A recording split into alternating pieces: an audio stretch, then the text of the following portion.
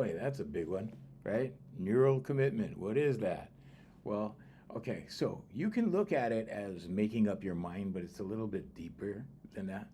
Okay, so in neuroscience, neural commitment refers to the process where your brain's neural pathways lock in to certain patterns of processing. Okay, now this is based upon repeat exposure, learning, or focus. And once you've committed these processes, okay, or a process, these pathways process future information in a way that favors what's already been learned or expected. Okay, so it's kind of like fulfilling expectation. Okay, now why is this important? Well, when you're manifesting something, okay, a belief is a thought you keep thinking. You want to keep that neural commitment because you want to stay committed to that pattern or to that thought or to that success pattern that spells success for you, or something to succeed at, or something to attain, like a goal, okay, for attaining goals and stuff. All right, so that's very important. Good morning, Costas. So that's very important. Good morning, Jay. So that's very important. Now, neural commitment means that you understand this process first of all, and that you focus intently upon that process.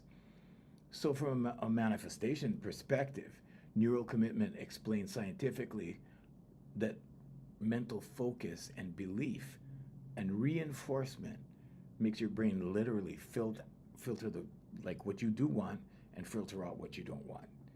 So in your brain stem, you have a reticular activating system, okay? And we call it RAS, reticular activating system. And this will also assist you in filtering out things you don't want. Okay, so the brain is very specific in the way that it does this. It's very precise in the way it does this. So you'll see that, when you focus on something, you see it more often. And it's because of this filter. Now, neural commitment just means that you start focusing on these details exclusively. Okay, so how do you achieve neural commitment? Affirmations, meditation, vocalization, and visualization. Okay, and why is this important? Well, it's important because you want to get where you're going. You want to attain your goal. You want to accomplish what you set out to do. Now, a lot of people go, well, I start out doing this, but then I end up, I don't manifest whatever, right? They say things like that. That's because they're not focused, lack of focus. Okay, now I'm able to, with my ADHD, I'm able to hyper focus, and I can hyper focus for long periods of time. As a matter of fact, this morning was another example. I did 4 meditations in a row. So I did a 44-minute meditation, then a 30-minute meditation, and then 2 28-minute meditations. That's a long time. Okay, that's a long time to maintain focus. So, and I'm not saying it to flex. I'm saying it because you can do it too. Okay, I'm not Superman. You can do it too. Anything I can do, you can do better. Okay, and you can do better because, everybody's different. Okay, you can do better if you apply yourself.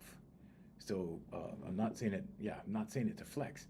Now, here's an example of neural commitment. Okay, so when you're learning a language, right, you're committed. You're committed to that language or to learn that language. Okay, so thought patterns, that's another thing. Okay, when infants are born, okay, they're able to distinguish sounds from any language. It's especially their native language, the language of their parents, the language of their grandparents. Okay, and you see a lot of this because they have to understand, right? They have to understand their grandparents and their parents. And if their grandparents speak like a native language and their parents speak English, they have to understand both. And this is why when you see grandparents in the store and they're rattling off in their native tongue, right? The kids understand. They can't respond, they can't speak, but they understand. Okay, so that's neural commitment. So now the manifestation link is if you repeatedly think like opportunities are everywhere. Okay, so this is a repetitive thought, and a belief is a thought you keep thinking. Okay, so the repetitive thought becomes a belief. So if your thought is like opportunities happen everywhere, what's going to happen? Well, your reticular activating system is going to look for opportunities. It's going to seek out opportunities. It's going to filter out things that are not opportunities. That's what's going to happen. Okay? Now, your subconscious is going to believe that there are a plethora or a multitude of opportunities out there for you. And then what will happen? Well, they'll just start showing up. But first, you have to believe it. Okay? If you believe it, it will start happening for you. Why? Because your reticular activating system will filter out the other stuff. This is not rocket science. Okay? And the reason I'm doing this and the reason I sit here for an hour for free every day is so that you guys don't buy into all this stuff online that's like, well, you can take this course and this course and that, and my course is, $1,000, and you go buy this guy's course, it's another $1,500, and they're all teaching the same thing. They're just using different terms. Okay, there is only the conscious, subconscious, and superconscious. I'm sorry. All right. So I sit here for an hour a day for you guys for free. All you need to do is take notes. That's it. Okay. And then, apply yourself. That helps. Okay. So write your affirmations. Get your pen. This is more powerful than the sword. You know why? Because with a pen, you could change your life. Okay. You can't change your life with a sword. You can probably feed your life with one, but yeah. So take your pen. I am so happy and grateful now that I am, confident. I am so happy and grateful now that I have an extra $100 this month. Thank you. Now, if you get grandiose with it, okay, and you say, I'm so happy and grateful now that I've won the lottery, thank you. Good luck on that. Because your subconscious needs to conceptualize this. If it can't conceptualize it, it can't manifest for you, okay?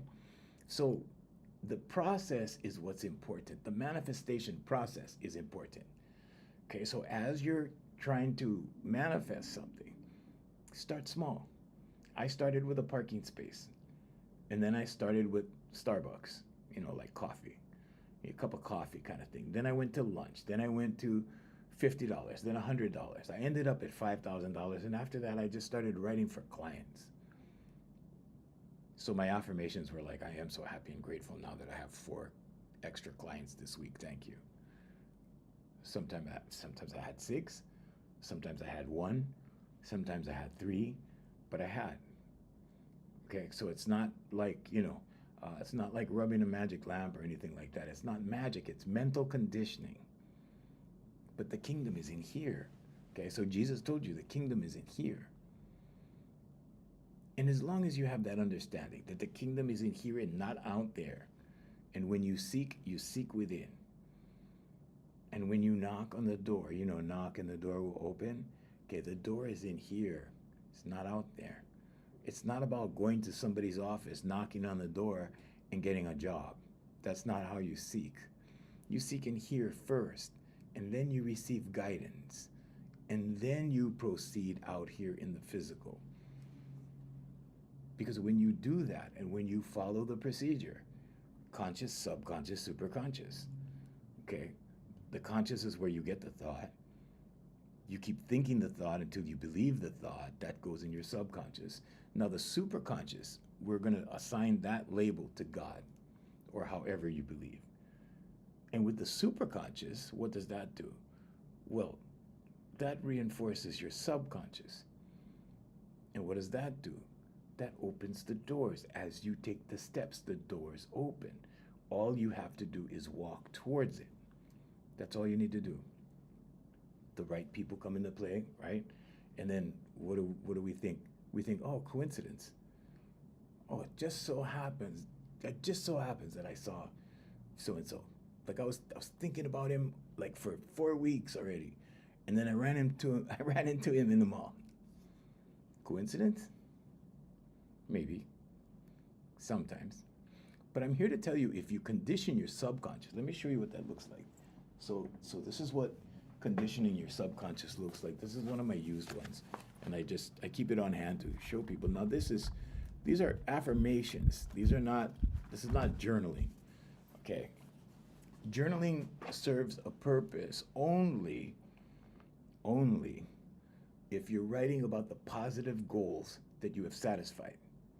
Okay, now if you're writing about things that happen like drama, that's not good because you're imprinting it in your subconscious. Okay, so if you're writing like, yesterday I went to the office and that SOB did this again, like if you're doing that, okay, all you're doing is cementing it in your subconscious. You're bringing yesterday's problems into today, okay, when you journal. Okay, and then you remember it, right? Then you think about it, and then what happens? Well, you go to bed, and the next day you get up and think about it again, right? And so you have repetitive cycles of bringing your problems into the next day, the next day, the next day, the next day, and nothing gets resolved. Nothing goes away. Why? Because you have a great memory. You have a subconscious.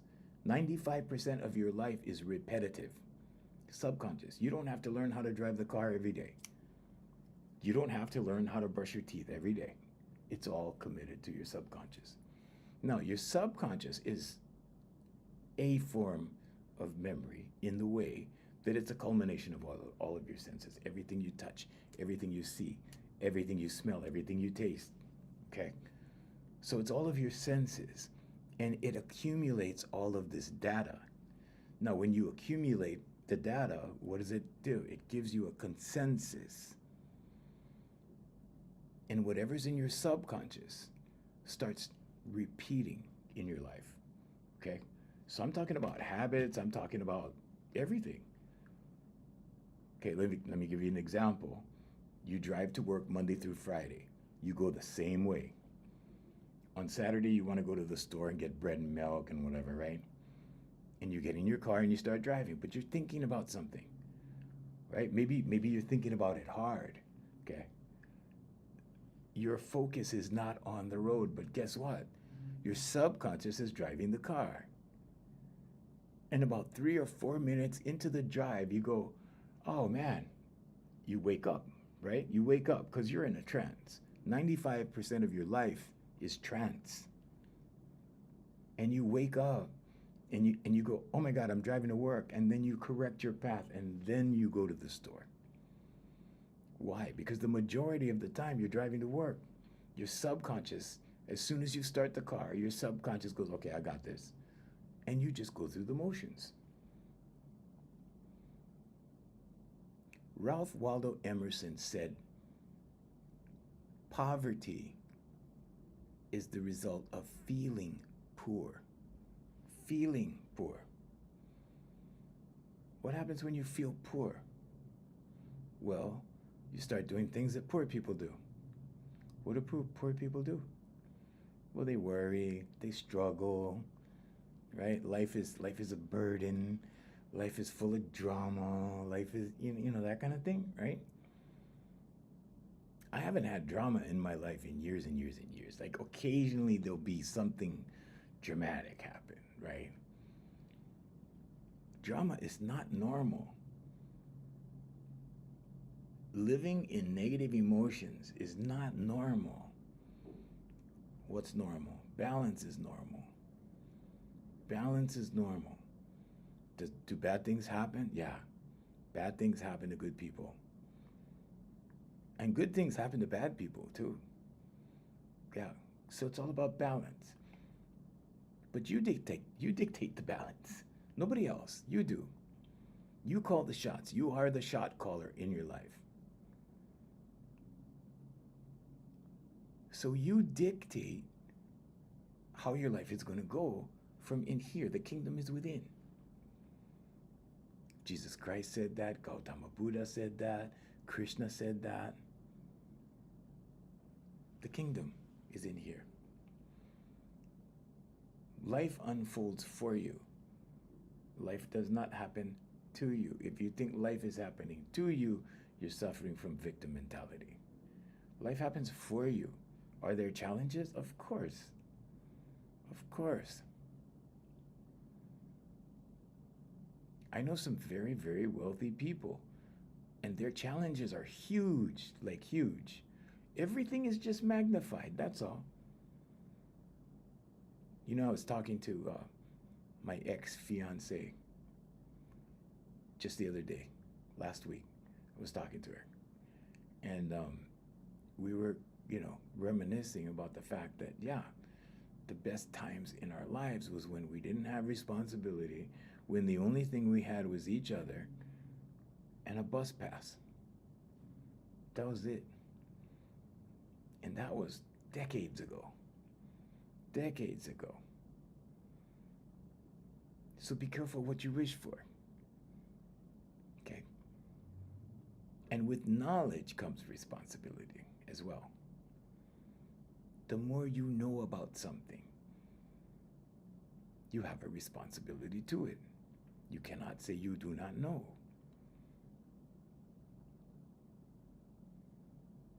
So with neural commitment, what is that? Well, the neural pathways in your brain become fixed on a certain goal. You apply your thinking to a certain thing.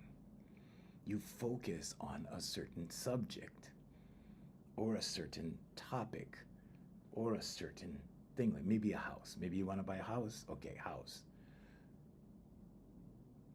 You have to go all in, as they say, right? So if you go all in, you're committed, right? So neural commitment means that you commit your thought patterns to this house. So everything comes back to the house.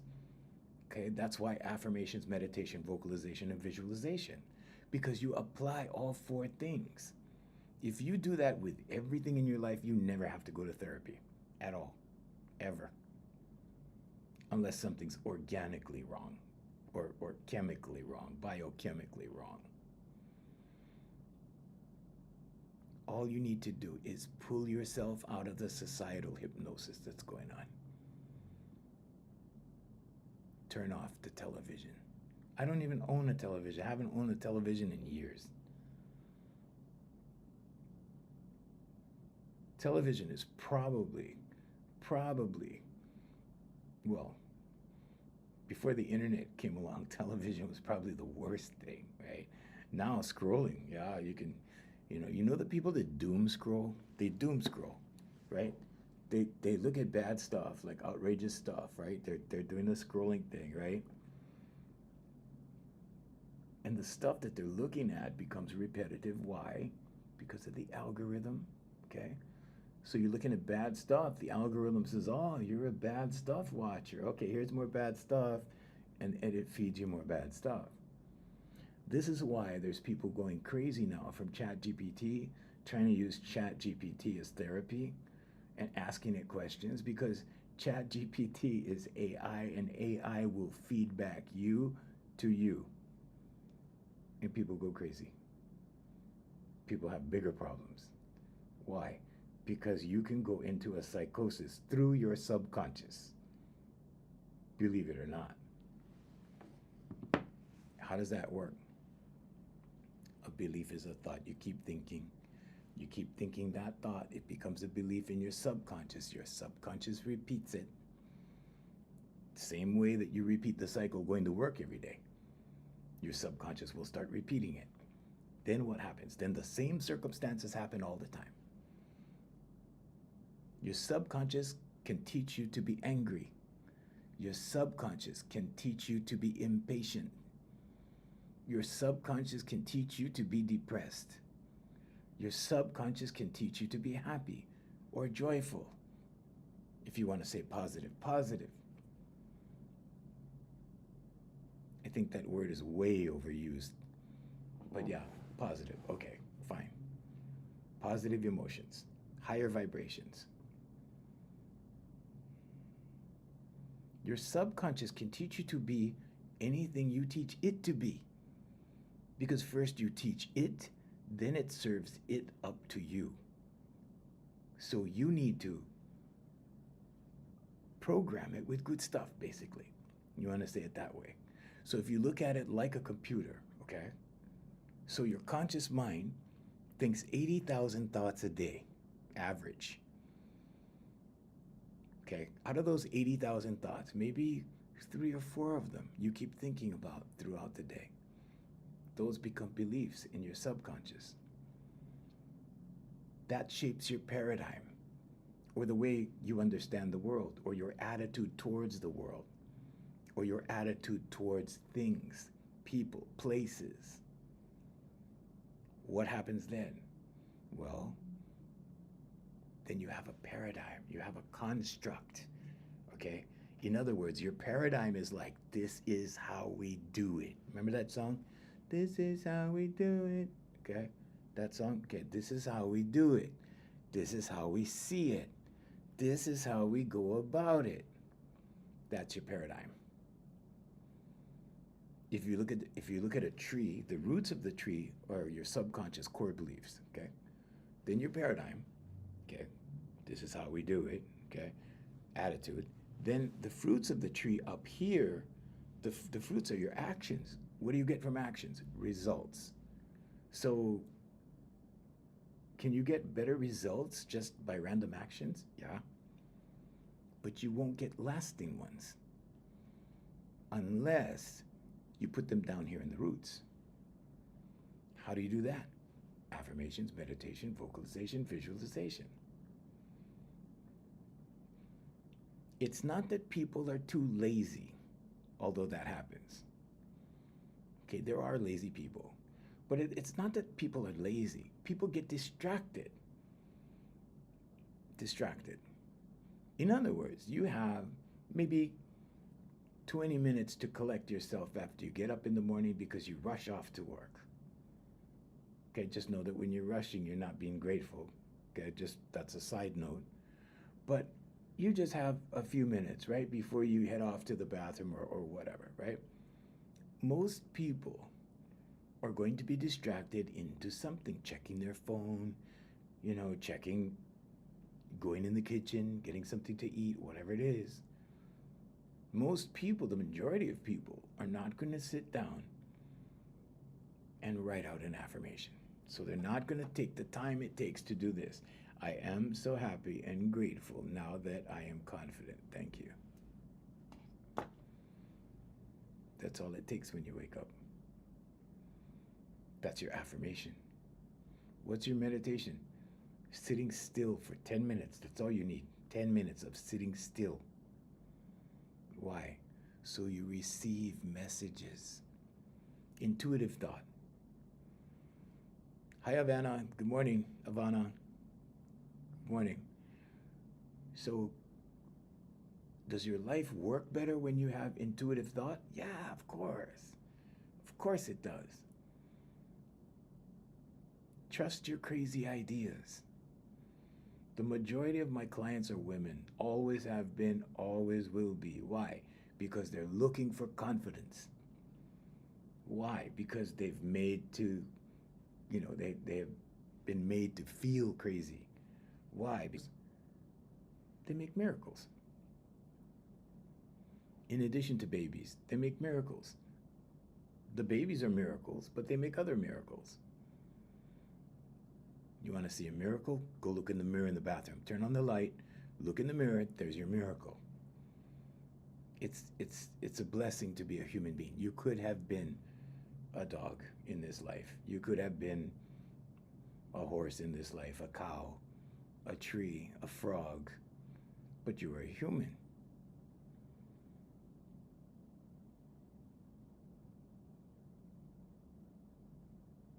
So they come to me for confidence because ever since, I don't know, the Bible, right? They've been demonized, right? Women have been consistently demonized all the way down. So you find the women working harder to get ahead more, right?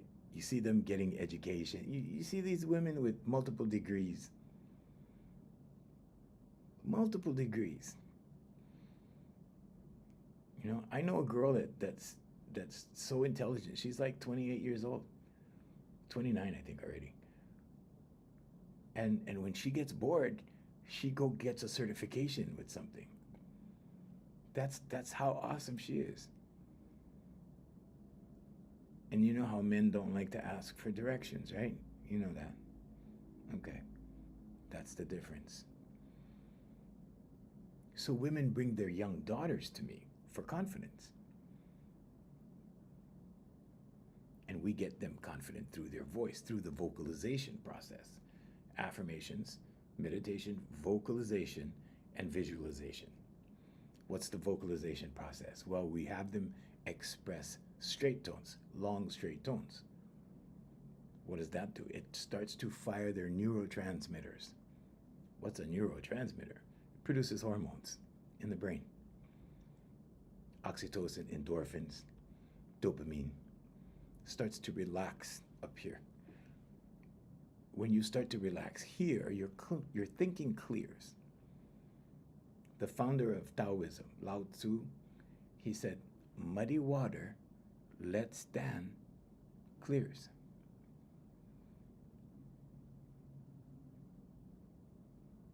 So if the water is muddy in here, you need to meditate.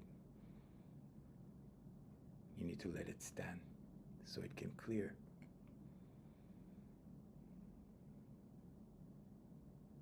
But when the neurotransmitters fire the hormones, it starts to calm.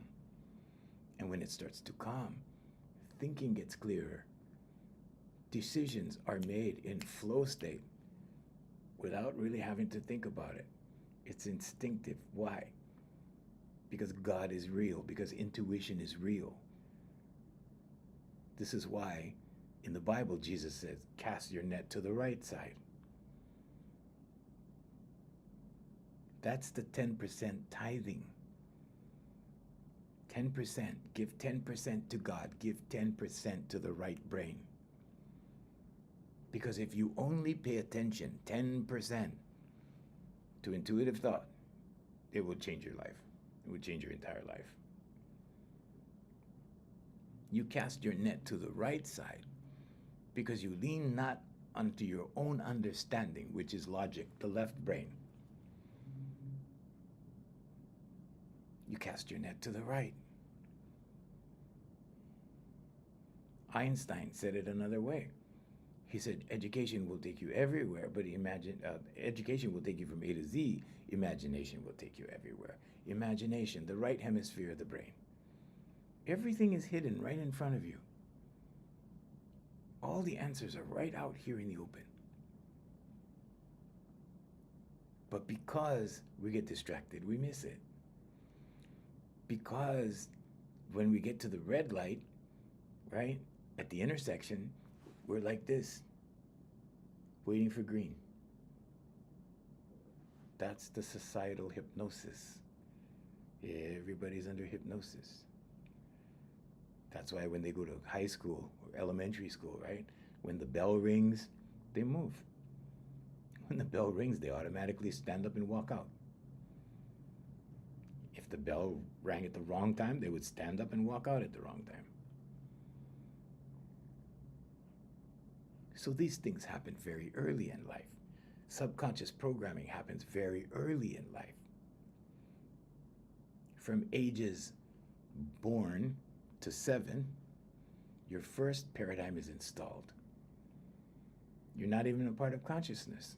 And both hemispheres of your brain are synced up together. It's called hemisync.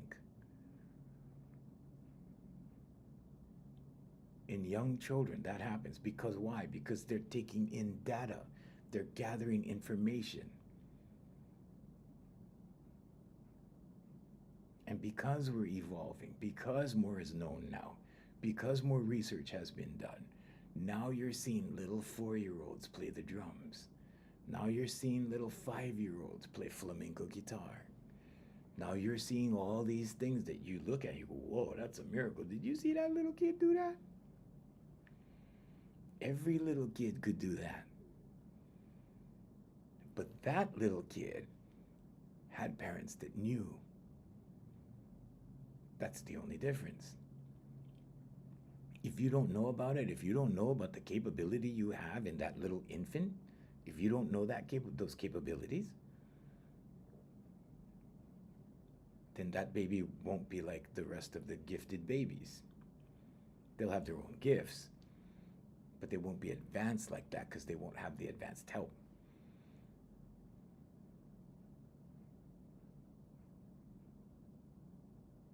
So knowledge is priceless, right? The more you know. But it's not just the knowing, it's the application. Knowledge is nothing until you apply it. You can accumulate knowledge. You could be the smartest person around and never use it and take it to the grave, and it's useless for nothing. But if you apply that knowledge to something, now you have something. If you apply that knowledge to what you want instead of what you don't want, if your focus is on something you want instead of what you don't want,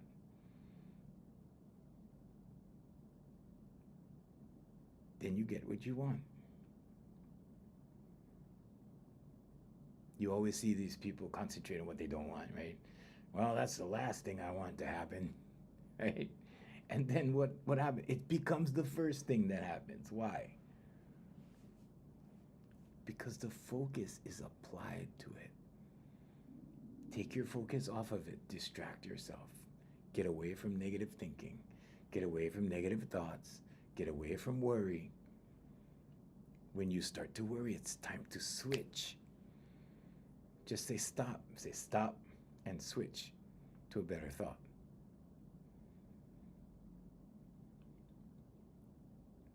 In the Bible, in Job, Job says, "What I fear falls upon me." What do you think that story is talking about? It's talking about your subconscious. It's a story about the subconscious. You know, bad things kept happening to Job, and Job kept loving God through the whole process. It's talking about a repetitive subconscious mind. That's what it's talking about. And until you change it, your life is predictable. That's why they say nothing succeeds like success. So you see successful people, okay, they're not successful because they just got lucky. They got successful because they applied themselves. Then after they applied themselves, the things that it took to apply themselves became habits. Why? Because you can't just do something once and succeed. You have to do it over and over and over again. You have to do these things repetitively to gain ground with something, to get ahead with something, to succeed at something, to win a sporting match, to win a baseball game. You can't just go to practice one time. You have to go to practice every day for the season, whatever it is. You can't just pitch one time and be a good pitcher. No, it takes tens and hundreds of thousands of pitches to be a really, really good pitcher. Major league, right? So it's this repetition in the subconscious that allows the subconscious to take the ball and run with it, so to speak. Because now you've programmed it into your subconscious. Now your subconscious go, okay, I got it.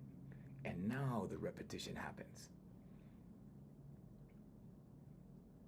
So look at the results that you're getting. Look at the results you're getting and go, okay, am I happy? The question should be, am I happy with this? Am I happy with this life I have? You know, I hear some people tell me, oh, the only thing I do is pay bills. That's all I do is pay bills. So all I do is pay bills. And then I know people that go, all I do is make money. That's all I do is make money. And that's all they think, right? They think, I'm just gonna make money, gonna make money, gonna make money. Guess what happens? They make money. They make tons of money. Here's a secret, okay? Stupid people make money. There's a lot of stupid people that have a lot of money. There's a lot of stupid rich people. I know some of them. I know some, right? So, you know, I know a lot of very, very smart people that are wealthy as well. But I'm just telling you, it has nothing to do with your intelligence level. It has nothing to do whether you got the high school diploma or not. It has nothing to do whether you go to college or not. I dropped out of college. When I dropped out of college, my uncle, who was my first mentor, my mom's youngest brother, said, "That's the best thing you ever did." I did not know what he was talking about at the time because I was ashamed to tell him that I dropped out of college because he was my mentor. And I was shocked, because I was like sitting down I never forget, I was sitting down in his living room and I said, "Uncle, I got to tell you something." And he said, "What?" And I said, "I was offered this job and it was too good to pass up, so I dropped out of college." He looked right at me. He goes, "That's the best thing you ever did." And I was like, "What?" I thought that was so funny. It caught me off guard. But it has nothing to do with college. It has nothing to do with knowledge. It has nothing to do with high school. It has everything to do with the kingdom in here. Jesus Christ said, "Seek first the kingdom in here." How are you going to seek the kingdom? You're going to go inside. Close your distractors like this. Close your distractors, okay? Start asking questions. When you ask the questions and you believe in the questions you're asking, you're going to get the answer. I don't care if it's about the stock market. I don't care if it's about what job should I get. I don't care what it's about. You will get the answer.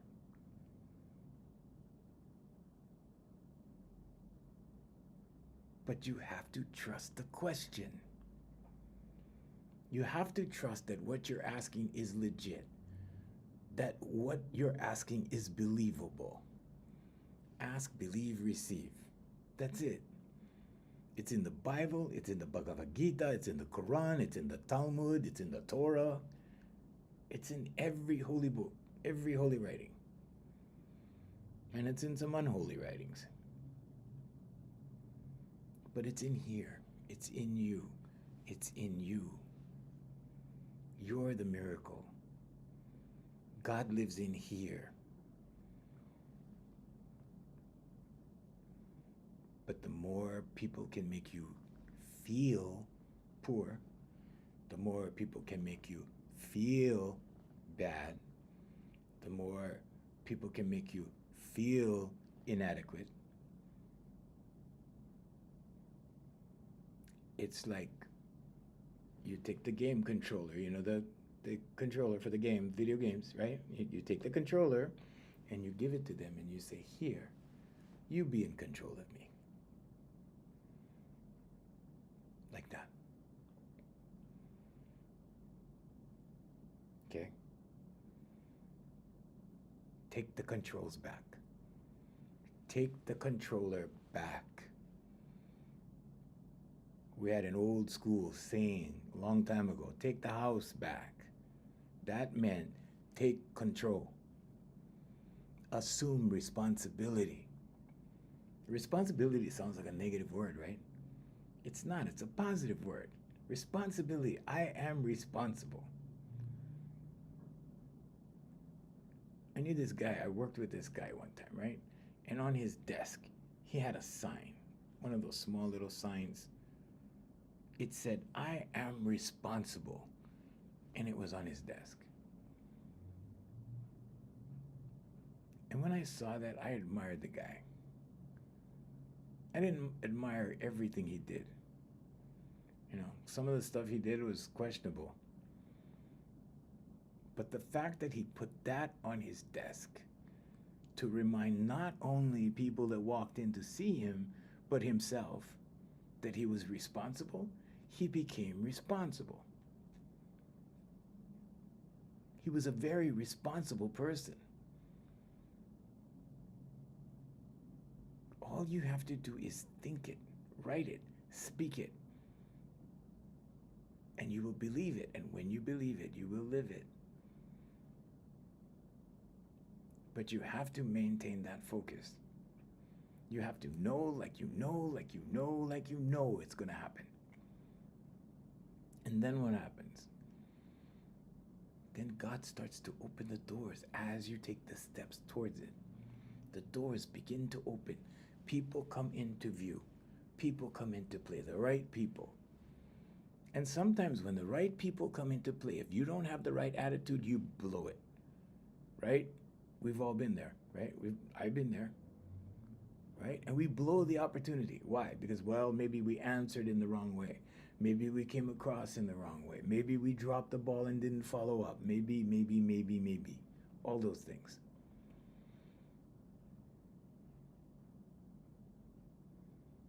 But what's really important is that you believe in this one. I'm talking about in here, the energy in here. You're not your body, you're not your name. You're that energy that lives in here. That's the magic. If you want to call it magic. It's not magic, but in a sense, it's very much so magic. It's a blessing. It's a blessing to be a human being because you're that small little increment of God operating on the earth for a small, limited amount of time. And life can change in the blink of an eye. And in the blink of an eye, you can be gone. We all can. Just like that. Just like that. So how do you want to live your life? Are you going to live in worry, or are you going to live in satisfaction? Are you going to live in love, or are you going to live in fear? If you keep fearing every day, if you keep worrying, if it's a worry is like praying for something bad to happen, okay? When you worry about something, you're saying, oh, come on. Just when you're worrying about it, you're pulling it into your existence, and pretty soon it happens, and you go, I knew it. I was worried about that. I was worried that would happen, and it happened, right? You see? So you can do the opposite. You can do the opposite. What's the opposite of worry? Well, if worry is praying for something bad to happen, what is faith? Faith is knowing something good's going to happen. We discussed that the other day when Jesus said, "O ye of little faith." Okay? Subconscious. The law of attraction is nothing more than subconscious learning. That's all it is. It's not witchcraft. I've had Christians come up to me and go, "Oh no, that's devil stuff." I'm like, devil stuff? Dude, you have a subconscious. What's wrong with you? Have you read a book? You see?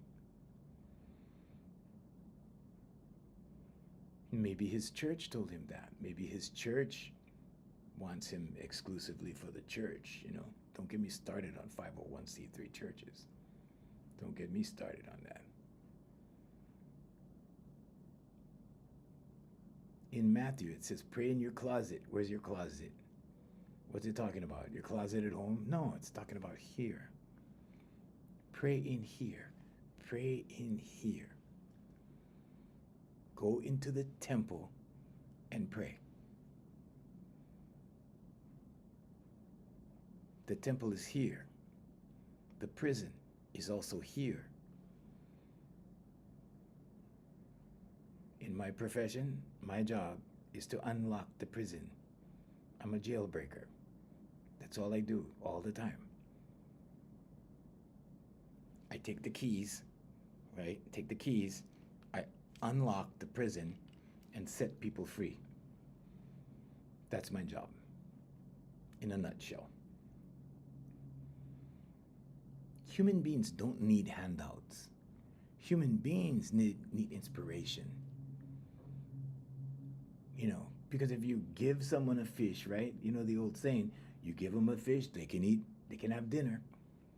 You teach them to fish, they can eat for a lifetime. And the difference between, you know, receiving a fish and learning how, it's just a little inspiration. It's just a little bit of thinking. It's just changing your thinking just a little bit so that now you can take your awareness that you are, because you are awareness in here, okay? And you take that awareness and you allow that awareness to go from here, okay, to here. That's all it takes, okay? And if it's like this, you're living in prison. If your awareness is like this, that means too much pressure is piled on top. Too many hassles, too much taxes, too much whatever. Too many children maybe, too much responsibility maybe, too many jobs maybe. Pressure, stress, tension, okay? And your awareness is like this. And now you're operating in defense. Okay? This is what makes someone defensive. Because any more pressure and they snap, right?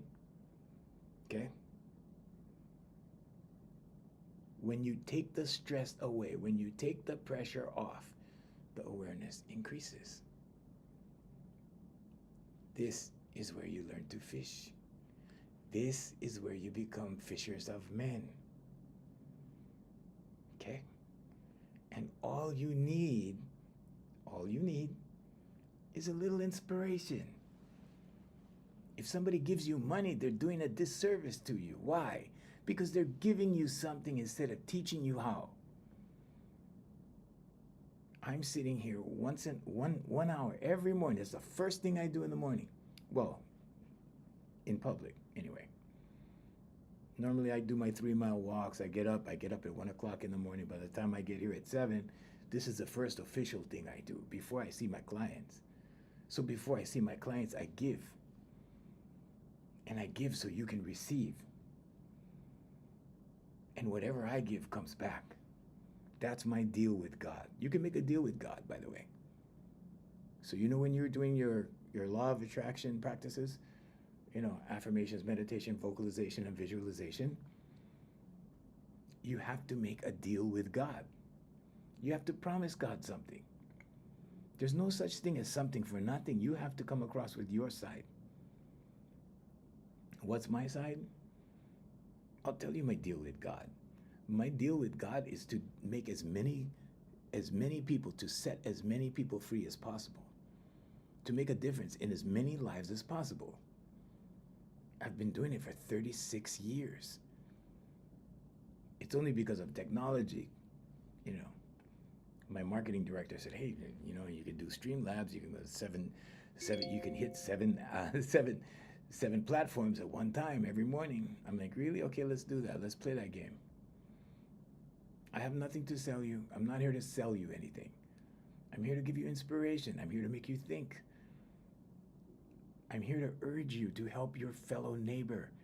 I'm here to urge you to help, the guys that are stuck in here. The people that are stuck in here. Some people just use these, right? You guys might just be using this, right? But some people are actually stuck in here. They can't get out. Some people are on some sites that they shouldn't be on, right? And they're stuck in here. They're just stuck. That's all they know. That's all they do.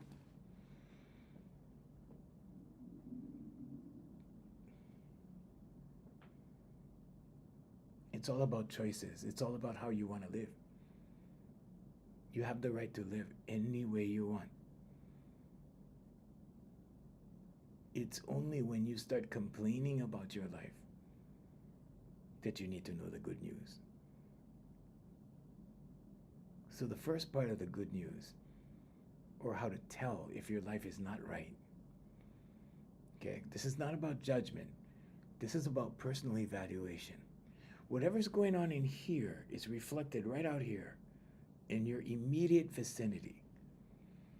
Which means if you're sitting at your desk at work and your desk is nice and organized, right? You are organized in here. In here. You're organized. If your car is nice and neat and everything's clean and everything's orderly, you are clean and orderly in here.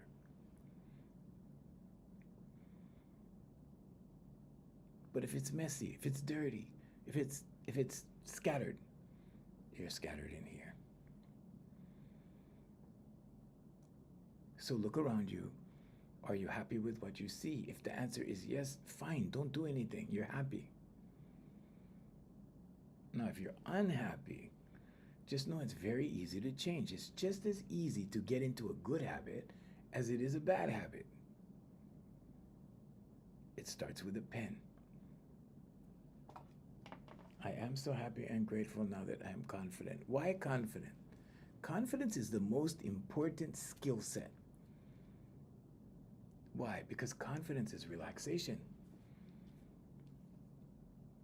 It's another way to say confident. If someone is relaxed, they're not tense, right? If they're relaxed, they're confident. If they're at ease, they're confident. If they're in dis-ease, they're sick. Or they will become sick. If you put enough stress on a human being, they will come up with all kinds of stuff. You know, enough stress will produce illness. All kinds of different illnesses pop up, not just cancer, all kinds of stuff. I'm not here to scare you. I'm just telling you. You need to get some me time. Make me time every day. No matter how much you're trying to keep up, no matter how hard things seem to you. Okay, it's perception. Things may look difficult.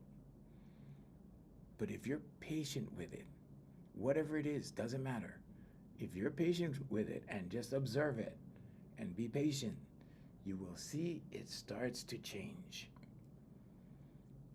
It will start to change because oftentimes what starts out as a negative situation evolves into a positive situation if you just give it a little time. Why?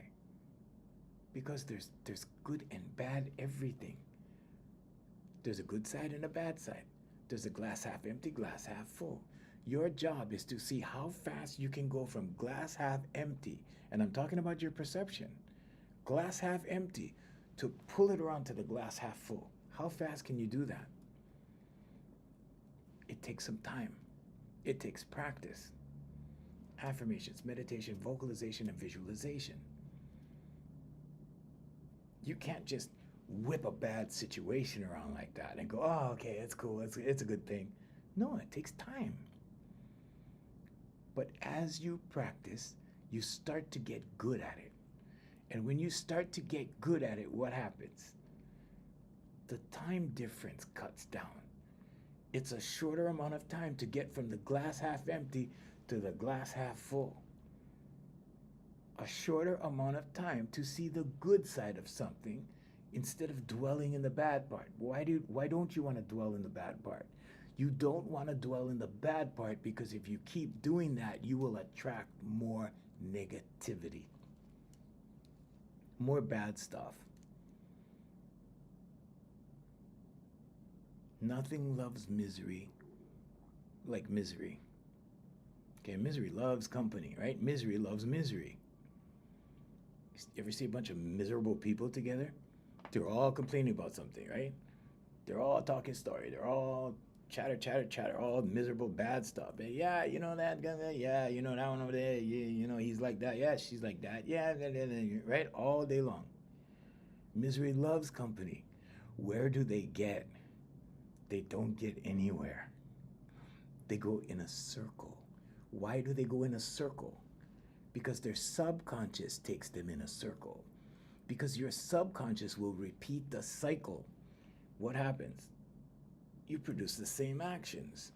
Then what? You get the same results. And insanity, right? The definition of insanity is doing the same actions, the fruits of the tree, right? We always talk about the tree. The fruits of the tree are your actions. The body of the tree, the trunk of the tree is your paradigm, the way you see the world, your attitude, right? And everything is based upon the roots of the tree or your subconscious beliefs, your core values. It depends on what your core values are, right? I'm not here to judge. I'm just here to inform. But when you keep doing these actions, you'll keep getting results. And the definition of insanity is doing the same thing over and over and over again, but you're expecting a better result. That's insane. That does not happen. But just know that no matter how hard you try and things still come out the same way, it's because of your subconscious. You got to change the roots. How do you change it? Affirmations, meditation, vocalization, and visualization all day long. Is it easy? Yeah, it's not difficult. It's not as difficult as working construction. It's not as difficult as shoveling dirt out of a hole. It's not as difficult as carrying lumber around or emptying the garbage. It's way easier than that. It's taking 15 minutes a day, number one, to write your affirmation. I am so happy and grateful now that I think positively. Thank you. There, how long did that take? How long does that take you? Then 10 minutes of meditation, how long does that take you? Vocalization, speak it out loud at night so your subconscious hears it. The last thing that you say at night. So your subconscious works on it all night long when you're sleeping. Then what? Then visualization. First of all, see yourself worthy. See yourself there. See yourself as a success. See yourself as something better than what you are today. You don't have to think billionaire. A little at a time, a little at a time. Neural commitment means that you put that pattern in your head and that you think about it over and over and over and over, and that's all you focus on. That's neural commitment. That's what we're talking today about, neural commitment. Okay, athletes do this. Athletes do this. They do visualization in the machines. They watch the plays over and over and over and over and over. They're doing neural commitment. They're firing neural pathways when they watch the play, and they do it over and over and over. Then they get out on the field. Then they run the plays, and they run the plays better because they visualized it first. So first, you have to see yourself worthy, and then you have to see yourself in the end result, whatever that is. So if it's a job you want, if it's a career you want, if it's a car you want, if it's a house you want, if it's whatever you want, if it's a love you want, if it's a woman you want, whatever you want, you have to first see yourself worthy, and secondly, see yourself there and know that the kingdom is within, and you can have anything you want, anything, if you just apply it. Apply the kingdom to whatever it is you want. Okay, you were born to experience abundance. If you're not experiencing abundance, just know the kingdom is within, and you can do it. And all you need is inspiration. You don't need a handout. And is pretty sure he's seeing her now. Okay. Do you believe in manifesting? Yeah, that's what I've been talking about, Morgan. It's your subconscious mind. Of course, manifestation is real. It's your subconscious. It's not magic. It's not witchcraft. It's nothing you believe in. So your ex cheated on me and claimed he still wants me, but caught him with her, and now I'm blocked. Okay, well, that's called life. And that's called freedom of choice. So everybody has freedom of choice. You can't mess with somebody else's freedom of choice. All right, you guys. So anyway, yeah, subconscious training. That's what it is. It's manifestation. It's not magic. It's not voodoo or witchcraft. It's the kingdom within. All right, I'm Junior from Here For You Life Coaching at hereforyoulifecoaching.com. We have to let go of our international feed and say aloha and lots of love to you guys from Hawaii. And we'll see you guys tomorrow morning at 7 a.m.